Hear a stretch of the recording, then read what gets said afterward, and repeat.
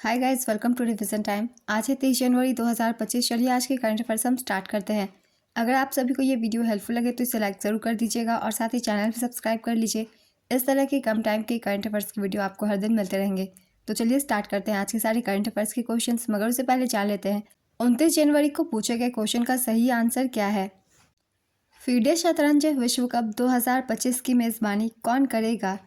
Option A France, option B America, option C Bharat, option D Japan. इसका सही answer है option C Bharat. चलिए अब आज के करंट अफेयर्स हम स्टार्ट करते हैं।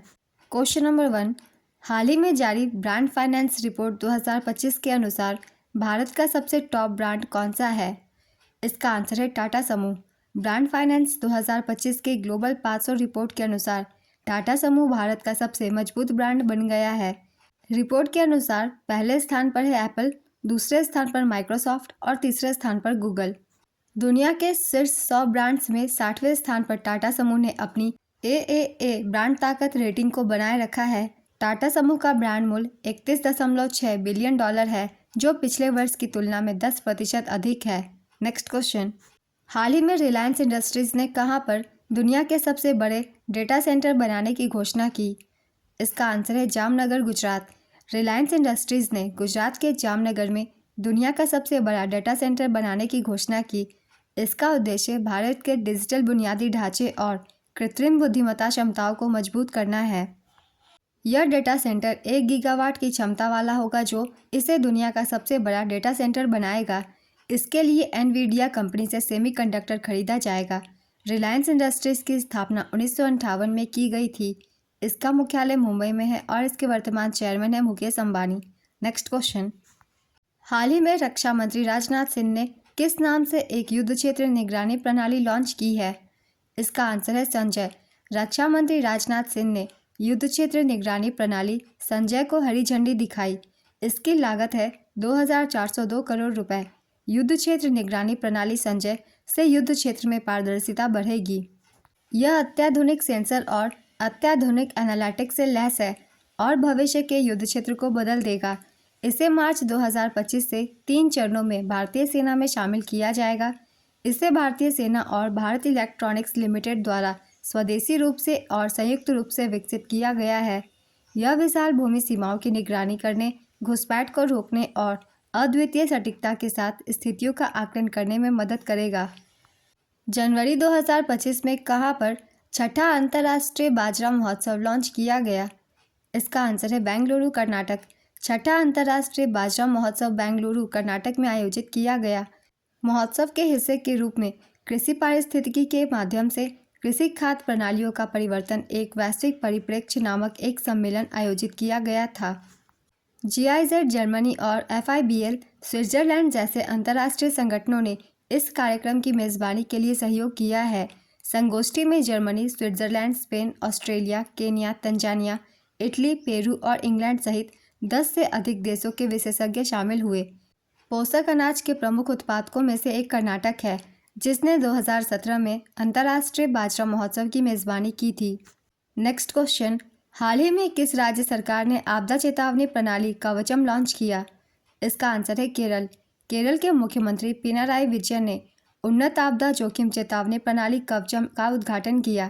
राष्ट्रीय आपदा प्रबंधन प्राधिकरण और वर्ल्ड बैंक के सहयोग से राज्य आपदा प्रबंधन प्राधिकरण द्वारा विकसित यह प्रणाली आपदा तैयारियों को बढ़ाती है। इस प्रणाली में राज्य भर में 91 सायरन शामिल है, जो चेतावनियों पर ध्यान देने के महत्व पर जोर देते हैं। Next question, Bharat deep ocean mission के तहत अपनी पहली मानव पनडुब्बी लॉन्च करेगा। इसे कितने मीटर की गहराई तक जाने का लक्ष्य रखा गया है। इसका आंसर है 6000 metre. Bharat deep ocean mission के अंतर्गत अपनी पहली मानव संचालित पनडुब्बी लॉन्च करने की योजना बना रहा है। इसका शुरुआती लक्ष्य 500 मीटर की गहराई तक जाना है, जिसे अगले वर्ष 6000 मीटर तक बढ़ाने की योजना है। यान का नाम है समुद्रयान मत्स्य 6000। मिशन पानी के नीचे के संसाधनों की खोज करेगा, महत्वपूर्ण खनिजों की पहचान करेगा और समुद्री जैव विविधता के ज्ञान को बढ़ाएगा, जिससे भारत की नीली अर्थव्यवस्था को बढ़ावा मिलेगी। यह परियोजना पृथ्वी विज्ञान मंत्रालय के तत्वाधान में आती है। नेक्स्ट क्वेश्चन, 45 की उम्र में 2 दिन के अंदर माउंट एवरेस्ट और माउंट लहोत्से पर चढ़ाई पूरी करके London book of world record में किसका नाम दर्ज हुआ है? इसका आंसर है राकेश कादियान। हरियाणा के राकेश कादियान ने 2 दिन के अंदर अंदर विश्व की सबसे ऊंची चोटी माउंट एवरेस्ट और विश्व की चौथी ऊंची चोटी माउंट लोहोत्से पर सफलतापूर्वक चढ़ाई करके भारतीय तिरंगा फहराया है। माउंट एवरेस्ट की ऊंचाई है 8,848 मीटर और माउंट लोहोत्से की 8,516 मीटर। इस तरह से 45 वर्ष की आयु में विश्व का पहला पर्वतारोही बनने का कादियान का नाम London book of world record में दर्ज किया गया है। नेक्स्ट क्वेश्चन, हाल ही में सीमा सुरक्षा बल ने कौन सा ऑपरेशन शुरू किया है? इसका आंसर है ऑपरेशन सर्द हवा। राजस्थान में भारत पाकिस्तान सीमा पर सीमा सुरक्षा बल ने ऑपरेशन सर्द हवा शुरू किया है। बीएसएफ ने सभी जवान और अधिकारी 29 जनवरी 2025 तक इस ऑपरेशन के तहत सीमा पर चौकसी बनाए रखेंगे और अत्याधुनिक हथियारों से निगरानी करेंगे। इस ऑपरेशन के दौरान सीमा पर 24 घंटे निगरानी रखी गई ताकि किसी भी संदिग्ध गतिविधि पर तुरंत कार्रवाई की जा सके। नेक्स्ट क्वेश्चन, हाल ही में कहां पर दुर्लभ उमा महेश्वर के धातु की मूर्ति की खोज हुई? इसका आंसर है कर्नाटक। कर्नाटक में एक दुर्लभ उमा महेश्वर मूर्ति की खोज की गई। इसका स्थान है कर्नाटक के उडुपी जिले के कुंडापुरा तालुक के अजरी गांव के टैगगुंजे में। ये शिलालेख मूर्ति के 17वीं शताब्दी के निर्माण की पुष्टि करते हैं, जो 12वीं शताब्दी की शैली में बनाई गई थी और पारंपरिक शिल्प कौशल को दर्शाती है। पंचधातु से बनी यह मूर्ति धार्मिक कला और संस्कृति का एक उत्कृष्ट नमूना है और उनकी अर्धांगिनी पार्वती उनके बाईं ओर विराजमान है। नेक्स्ट क्वेश्चन, किस देश में समलैंगिक विवाह को कानूनी मान्यता मिली है? इसका आंसर है थाईलैंड। पूर्वी एशियाई देश थाईलैंड में 23 जनवरी 2025 से समलैंगिक विवाह को कानूनी मान्यता मिल गई है। थाईलैंड ऐसा करने वाला दक्षिण पूर्व एशिया का पहला देश बन गया है। 2001 में नीदरलैंड समलैंगिक विवाह को अनुमति देने वाला पहला देश बना था। इसके बाद 30 से अधिक देशों ने इस विवाह को मान्यता दी है। भारत में सेम सेक्स मैरिज गैर कानूनी है। भारत में हिंदू, जैन, बौद्ध और सिख धर्म के लोगों के लिए हिंदू विवाह अधिनियम 1955 है। ईसाइयों के लिए क्रिश्चियन मैरिज एक्ट 1872 और मुस्लिम अपने धार्मिक कानून मुस्लिम पर्सनल लॉ के तहत शादी करते हैं। नेक्स्ट क्वेश्चन, हाल ही में किसको रिलायंस पावर का सीईओ और कार्यकारी निदेशक नियुक्त किया गया? इसका आंसर है नीरज पारख। नीरज पारख को रिलायंस पावर का सीईओ और कार्यकारी निदेशक नियुक्त किया गया। इनका कार्यकाल 3 वर्ष का होगा। पारख के पास 29 साल से ज़्यादा का पेशेवर अनुभव है, जिसमें से 20 साल से ज़्यादा उन्होंने रिलायंस समूह को समर्पित किए हैं। नेक्स्ट क्वेश्चन, 28 जनवरी 2025 को कहां पर भारत का सबसे पुराना पुस्तक मेला बोई मेला शुरू हुआ? इसका आंसर है कोलकाता, पश्चिम बंगाल।